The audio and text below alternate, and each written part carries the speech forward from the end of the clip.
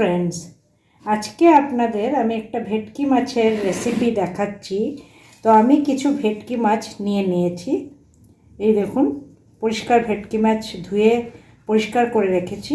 এবার এর মধ্যে আমি দিয়ে নেব নুন,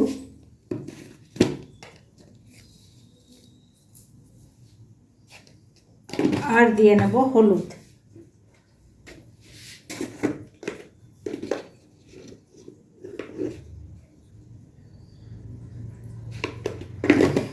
এবার মাছটি ভালো করে নুন হলুদে মাখানো হয়ে গেলে আমি এই মাছটি 10 থেকে 15 মিনিট এরমভাবেই ম্যারিনেট করে রেখে দেব।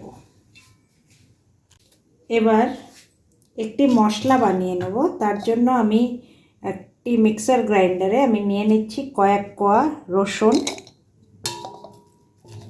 একটি কাঁচা লঙ্কা, একটি টমেটো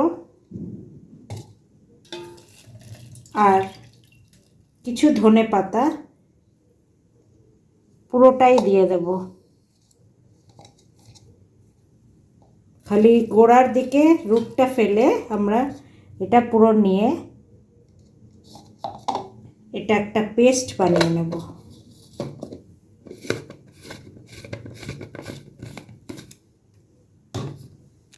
এবার একটি কড়াইতে আমি তেল গরম করে নিচ্ছি আর 15 মিনিট রাখা এই ভেটকি মাছটা এই গরম তেলে ফ্রাই করে নেব। তেলটা ভালোভাবে ধোয়া যতক্ষণ না উঠবে ততক্ষণ মাছ দেবেন না, ধোয়া বেশ উঠবে তখন মাছটা দেবেন।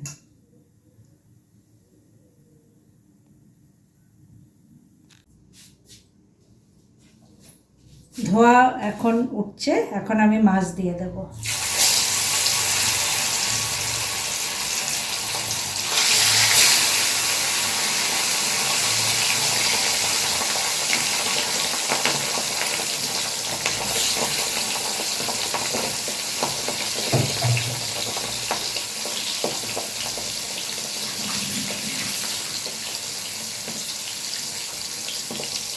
মাছ ভাজা হয়ে গেলে আমি মাছ উঠিয়ে নেব। খুব কড়া করে ভাজবেন না, হালকা ভাজলেই হবে।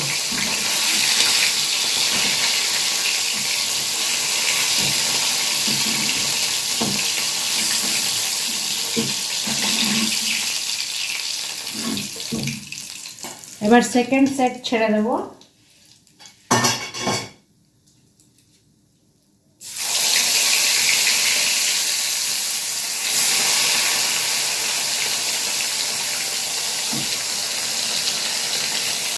মাছ ভাজা হয়ে গেছে, এবার তেল কমিয়ে দিয়েছি। তেল একদম কমিয়ে দিয়ে এর মধ্যে আমি দিয়ে নেব একটি মাঝারি সাইজের পেঁয়াজ, যেটা আমি ভেজে নেব। এই মাঝারি সাইজের পেঁয়াজ কুচিয়ে রেখেছি, এটা তেলে দিয়ে আমি ভালো করে ভেজে নেব।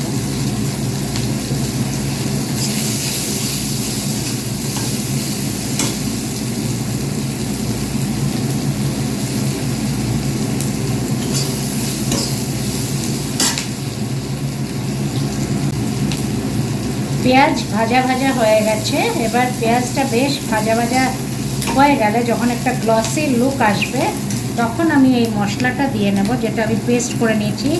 ধনেপাতা, টমেটো, কাঁচা লঙ্কা, এই পেস্টটা আমি দিয়ে নেব।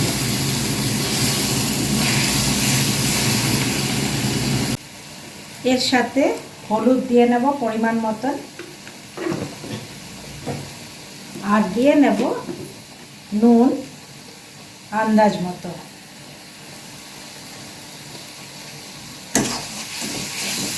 মশলাটা ভালো করে কষতে হবে।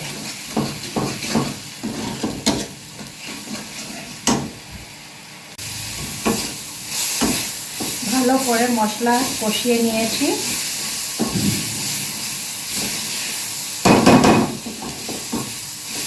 এবার আমি পরিমাণ মতন জল দিয়ে দেব।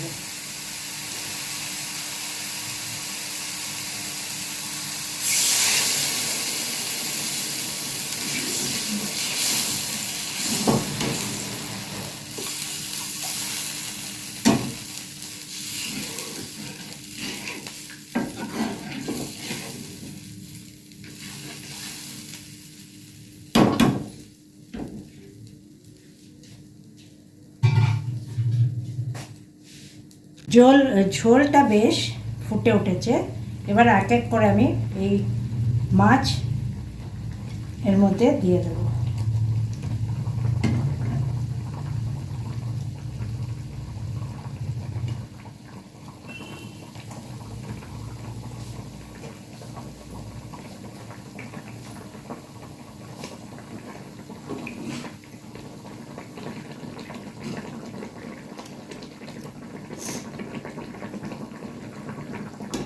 আর কিছুক্ষণ এটা আমি এর মধ্যে রান্না করব।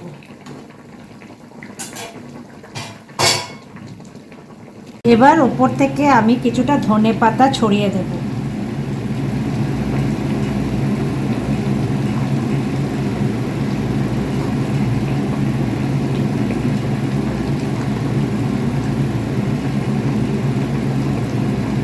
তো এই আমার ভেটকি মাছ রান্না হয়ে গেছে। আঁচটা কমিয়ে নেব। আর এবার আমি এটা পরিবেশনের জন্য রেডি করে দেব। এইভাবে মাছটা আমি উঠিয়ে নেব।